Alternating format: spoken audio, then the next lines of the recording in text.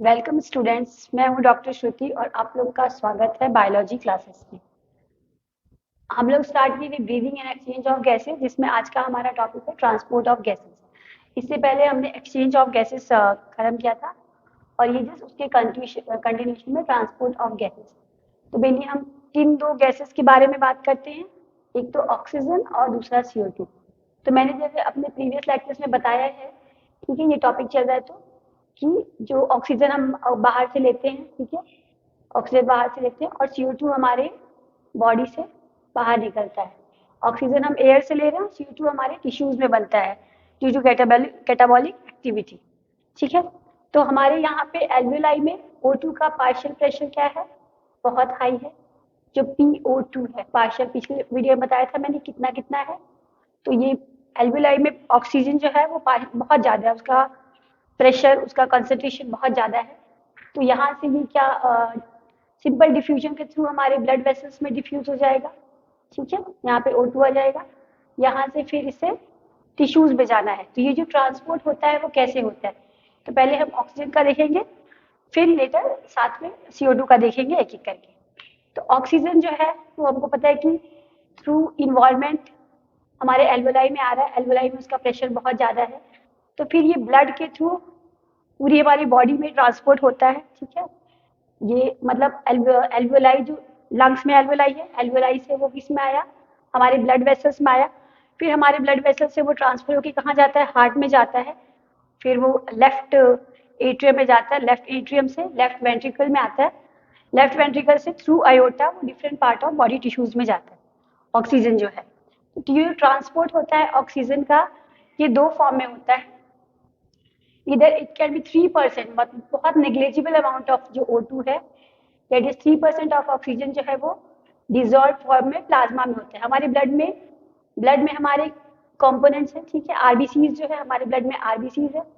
RBCs में एक pigment होता है हीमोग्लोबिन, ठीक है, जो रेड पिगमेंट होता है, और प्लाज्मा होता है। तो 3% ऑफ जो ऑक्सीजन है वो इस प्लाज्मा में डिजॉल्व होकर ट्रांसपोर्ट होता है, और बाकी का 97% किससे अटैच होता है, हमारे HB मॉलिक्यूल से। HB कहाँ होता है, हीमोग्लोबिन जो कहाँ होता है वो आरबीसीज के अंदर होता है। ठीक है, आरबीसीज के अंदर ये पिगमेंट होता है रेड कलर का, जिसे हम हीमोग्लोबिन कहते हैं। हीमोग्लोबिन एक टेट्रामेरिक स्ट्रक्चर है, ठीक है, इसका अलग से लेक्चर है, लेकिन मैं थोड़ा सा यहाँ पे बता दे रही हूँ कि हीमोग्लोबिन जो है वो आरबीसीज क्या होता है, टेट्रामेरिक स्ट्रक्चर है, जिसमें एक सेंटर में एक आयरन पार्ट होता है जो कि फेरस फॉर्म में होता है, और इसमें 4 पायरोल रिंग्स होते हैं। ठीक है, 4 पायरोल रिंग्स होते हैं ऐसे ऐसे करके।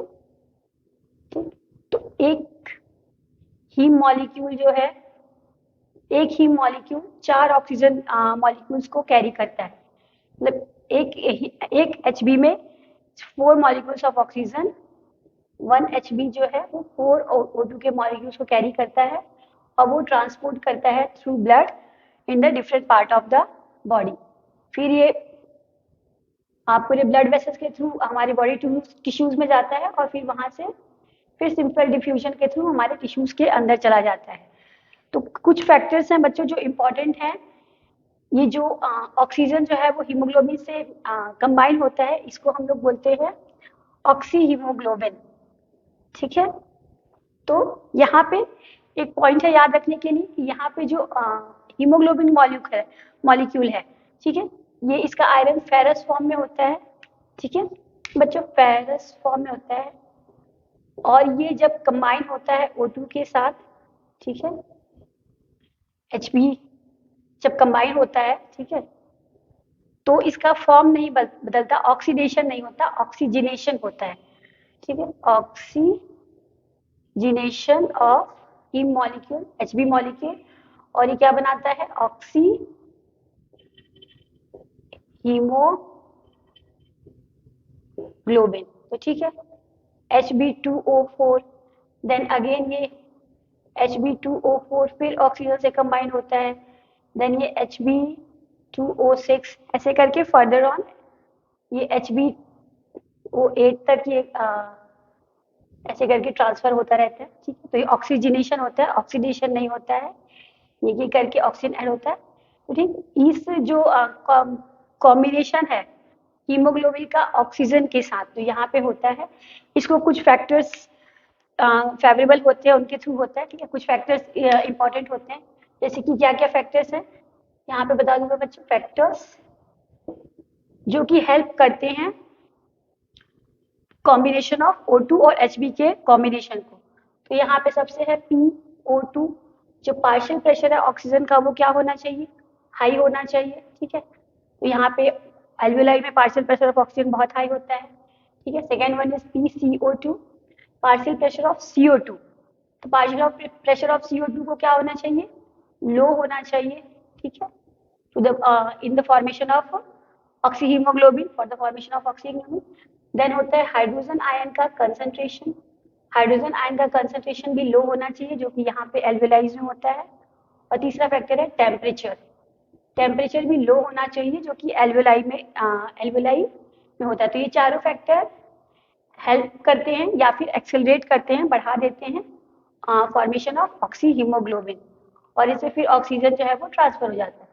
तो अभी तक क्या देखा हमने कि ऑक्सीजन दो फॉर्म में कैरी हो रहा है, 3% ऑफ जो प्लाज्मा में मिक्स होके कैरी हो रहा है, ठीक है। प्लाज्मा में वाटर होता है, वाटर के साथ मिक्स होके, और 97% ऑफ जो ऑक्सीजन है वो ट्रांसपोर्ट हो रहा है बाय आरबीसी, इसके साथ कंबाइन होके एचबी के साथ, क्योंकि ऑक्सीहीमोग्लोबिन बना के, ठीक है बच्चों। तो यहाँ पे एक कर्व बनाते हैं, जिस कर्व को बोलते हैं ऑक्सीजन डिसोसिएशन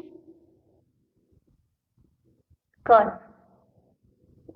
यहाँ पे इस पॉइंट पे ऑक्सीजन कंबाइन हो रहा है O2 के साथ, टिश्यूज पे क्या आगे क्या होगा कि ये जो कॉम्बिनेशन है Hb और O2 दोनों को ब्रेक होना होगा, ठीक है। यहाँ पे Hb जो है वो सेपरेट हो जाएगा और ऑक्सीजन जो है वो सेपरेट होके टिश्यू उसको यूज करेंगे। तो इसको बोलते हैं ऑक्सीजन डिसोसिएशन कर्व, ठीक है, ऑक्सीजन डिसोसिएशन फ्रॉम हीमोग्लोबिन।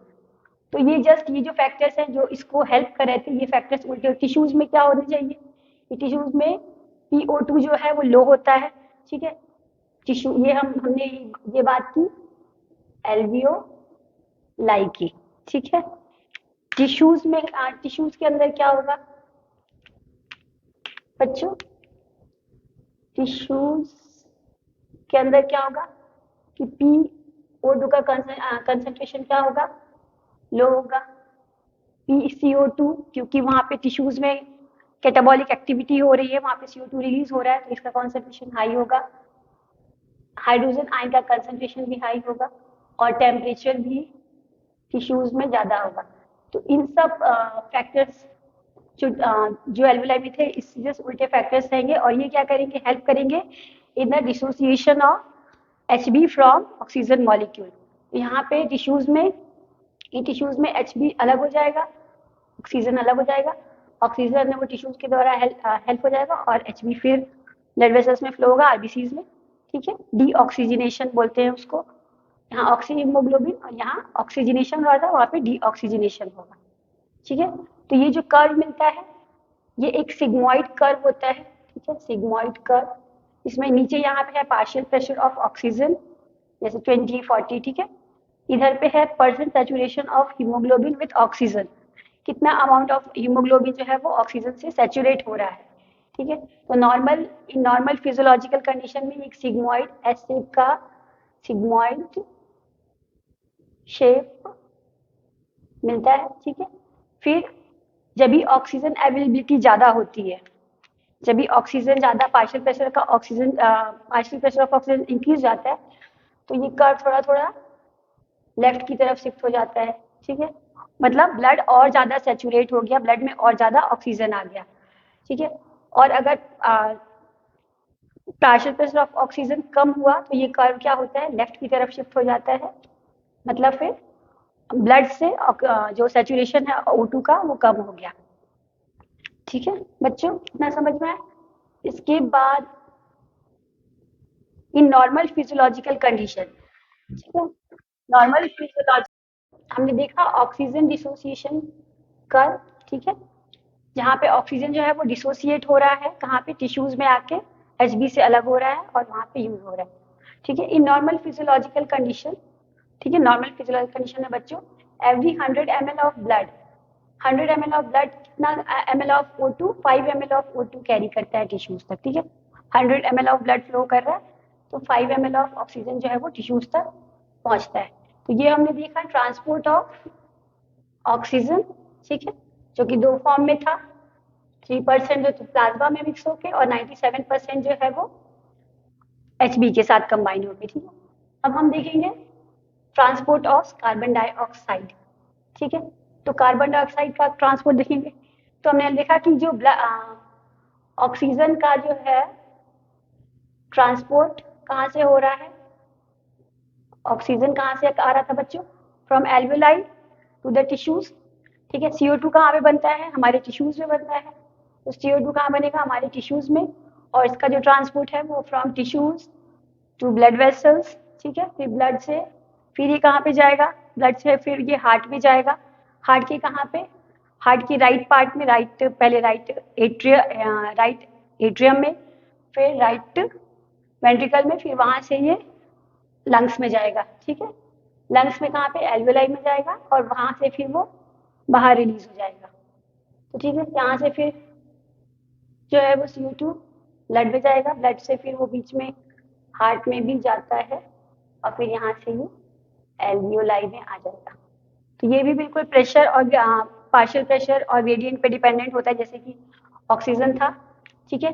तो जो फैक्टर्स मैंने बताए थे, ऑक्सीजन जो कंबाइन हो रहा था HB के साथ, सेम अभी फैक्टर्स की बात करते हैं। पहले CO2 जो है वो किस किस फॉर्म में, जैसे O2 है वो दो फॉर्म में ट्रांसपोर्ट हो रहा था, एक प्लाज्मा के साथ मिक्स होके और एक हीमोग्लोबिन के साथ। जो CO2 है वो तीन तरीके से मिक्स होगा, फर्स्ट 20 to 25% RBCs के साथ, RBCs मतलब ये भी RBCs के HB के साथ कंबाइन होगा 20 to 25%, और ये कंपाउंड बनाएगा कार्बामिनो कंपाउंड और carboxy haemoglobin.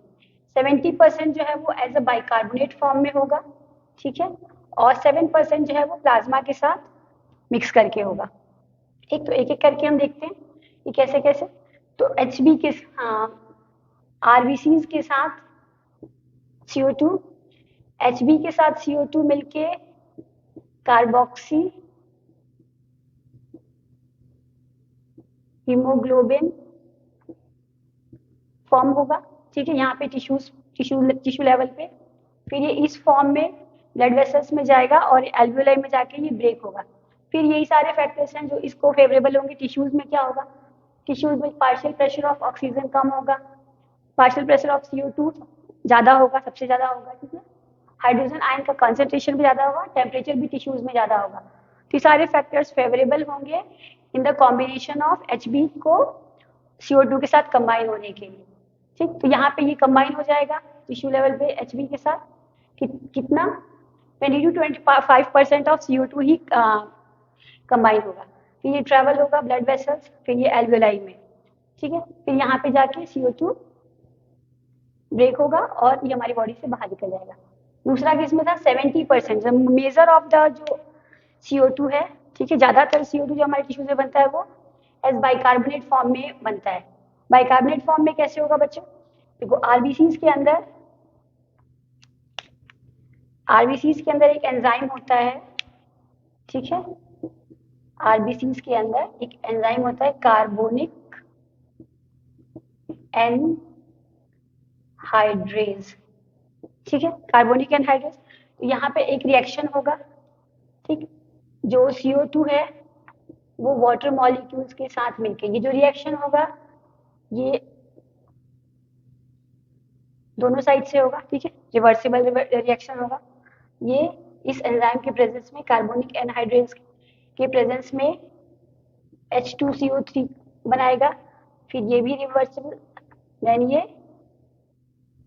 HCO3 plus plus H ion और हाइड्रोजन आयन कंसंट्रेशन ये बनाएगा, ठीक है। तो ये एज अ बाइकार्बोनेट फॉर्म में आ गया, ठीक है। तो ये स्टार्ट होगा हमारे टिश्यूज में, ये जो CO2 मॉलिक्यूल्स हैं वाटर के साथ मिलके, ठीक है, और ये एंजाइम जो हमारे RBC में होता है इसके साथ मिलके ये कंपाउंड बनाएंगे और ये बहुत अनस्टेबल कंपाउंड है, बहुत शॉर्ट टर्म के लिए बनेगा, ठीक है। और ये HCO3 जाके यहाँ पे हमारे एल्वेलाई में बनेगा यहाँ पे, और बाइकार्बोनेट इस फॉर्म में ये HCO3 की फॉर्म में रिलीज हो जाएगा। एंड द थर्ड है 7% फ्रॉम प्लाज्मा। प्लाज्मा में पता ही है, ब्लड में जो प्लाज्मा है, ठीक है, जो फ्लूइड पार्ट है उसके साथ कंबाइन होगा और 7% उसके थ्रू रिलीज हो जाएगा। तो ये तीनों हमने ट्रांसपोर्ट पढ़ लिया बच्चों, ऑक्सीजन का और कार्बन डाइऑक्साइड का, ठीक है। तो ये फ्लो चार्ट याद रखना है, ठीक है। और नॉर्मल फिजियोलॉजिकल कंडीशन में जैसे मैंने बताया था ऑक्सीजन का कि 100 ml ऑफ ऑक्सीजन जो है वो कितना 5 ml ऑफ O2 को कैरी कर रहा है टू द टिश्यू। तो 100 in same normal physiological condition में 100 ml ऑफ ब्लड जो है वो 4 ml ऑफ CO2 लेके जाएगा to the alveoli in a normal physiological condition. Okay बच्चों, तो ये वीडियो हम यहीं पे एंड करते हैं। थैंक यू फॉर वॉचिंग, और नेक्स्ट वीडियो के लिए हम नेक्स्ट पार्ट में देखेंगे। तब तक चैनल को सब्सक्राइब कर लें।